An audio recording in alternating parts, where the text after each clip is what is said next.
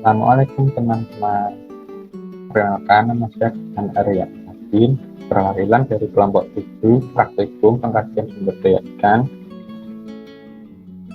Dalam video kali ini, kami dari kelompok 7 akan menjelaskan mengenai manajemen plan di rawabening.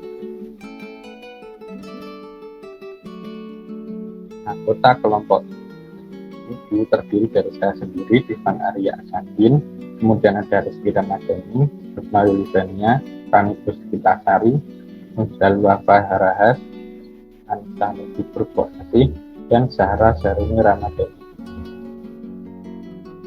Nah, perairan rawabening itu perairan seperti apa sih? Rawabening adalah perairan danau sungai alami yang terletak di Kabupaten Semarang, Provinsi Jawa Tengah. Dan berdasarkan kesuburan perairannya, rawabening termasuk jenis danau tropik. Rawabening berada di 4 wilayah kecamatan, yaitu Kecamatan Barawa, Kecamatan Banyu Biru, Kecamatan Sawen, dan Kecamatan Desa. Perairan rawabening memiliki luas 2.667 hektar dan terletak di ketinggian 463,3 di atas permukaan laut.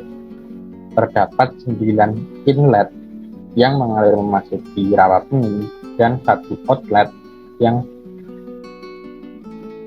keluar dari rawabening, yaitu Sungai Tuntang.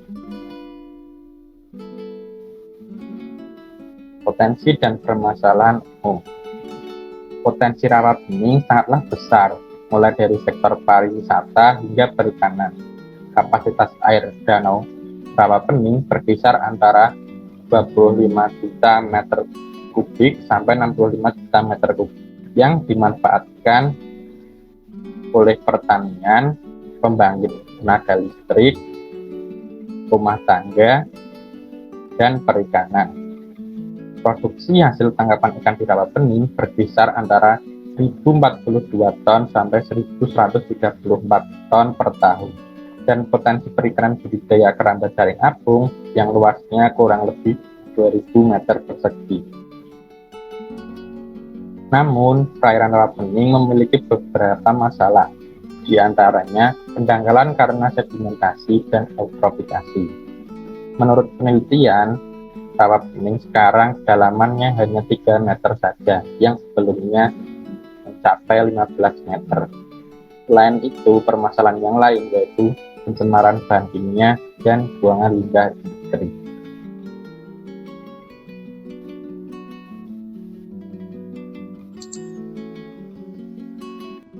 Vegetasi tumbuhan air dan komposisi ikan yang mendiami perairan rawabening.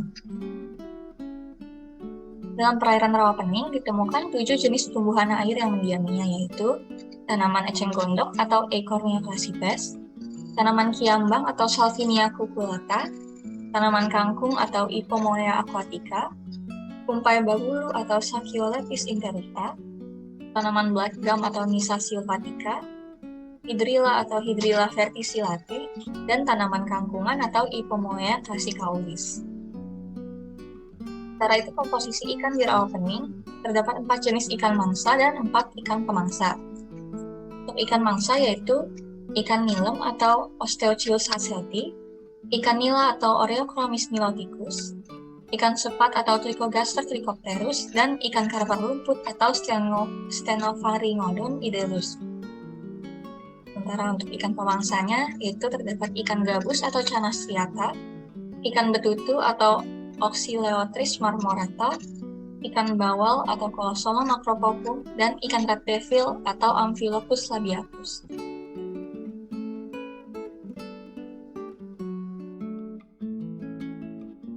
Selanjutnya yaitu rasio mangsa-pemangsa.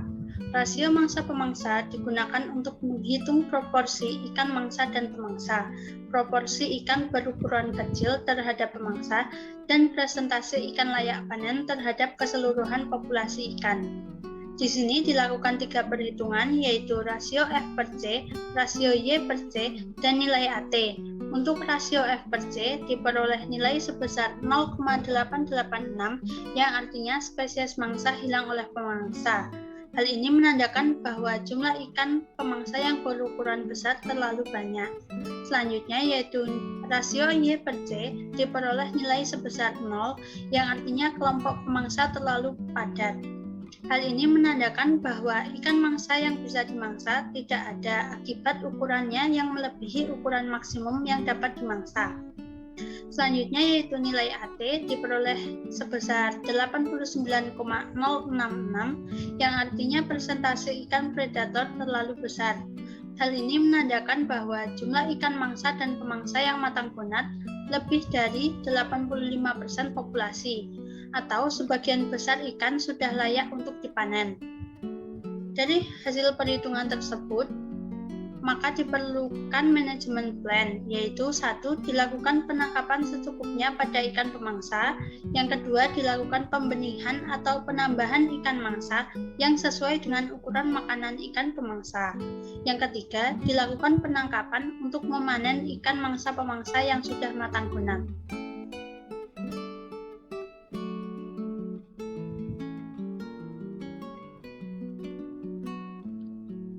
Indeks kepadatan stok ikan red devil di perairan Rawapening dihitung dengan yang pertama model 5 sel, yang kedua model PSD proportional size distribution, yang ketiga RSD relative stock density tradisional dan incremental. Didapatkan hasil ikan red devil didominasi oleh ikan berukuran besar dengan ukuran lebih dari sama dengan 15,71 cm sebanyak 48,28% dari total populasi. Manajemen plan yang dapat dilakukan yaitu dilakukan penangkapan secara berkala, dilakukan penangkapan skala besar untuk spesies red devil berukuran besar untuk menyeimbangkan stok. Hal ini dapat dilakukan dengan cara berkoordinasi dengan instansi terkait untuk mengadakan lomba memancing ikan red devil dengan ukuran besar.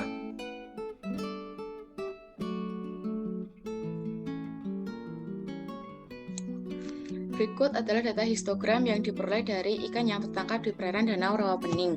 Berdasarkan hasil keseluruhan ikan yang tertangkap di perairan Danau Rawapening, ikan red devil merupakan ikan yang paling banyak tertangkap dengan jumlah 43 ekor atau sebanyak 31,39% dari total keseluruhan hasil tangkapan.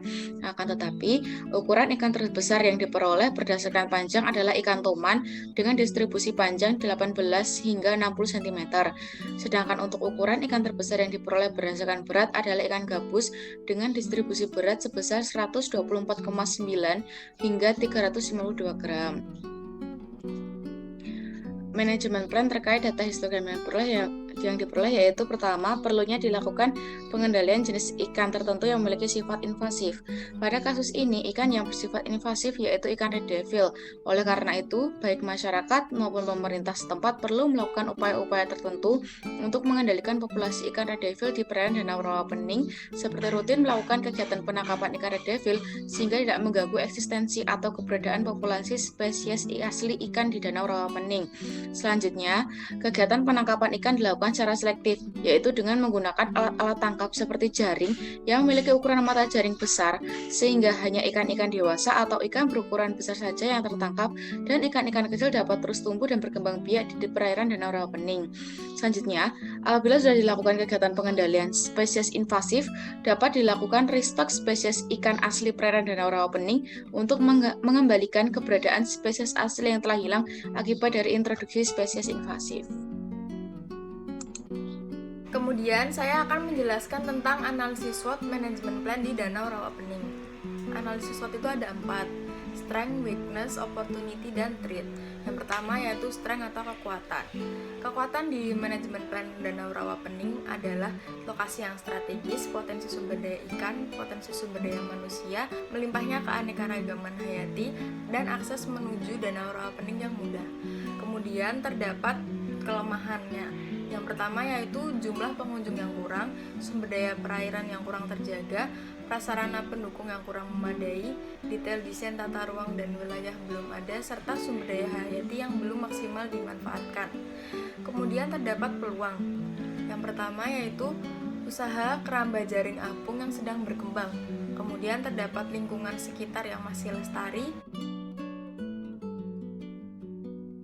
dukungan dari masyarakat sekitar dan pemerintah. Terakhir terdapat threat atau ancaman. Yang pertama yaitu pencemaran lingkungan, eceng gondok yang mengganggu kegiatan perikanan, masyarakat yang belum sadar kebersihan lingkungan, pemanfaatan sumber daya alam yang semakin intensif sehingga menyebabkan lingkungan alam terabaikan, dan terakhir terdapat koordinasi yang kurang antara lembaga dan pemerintah.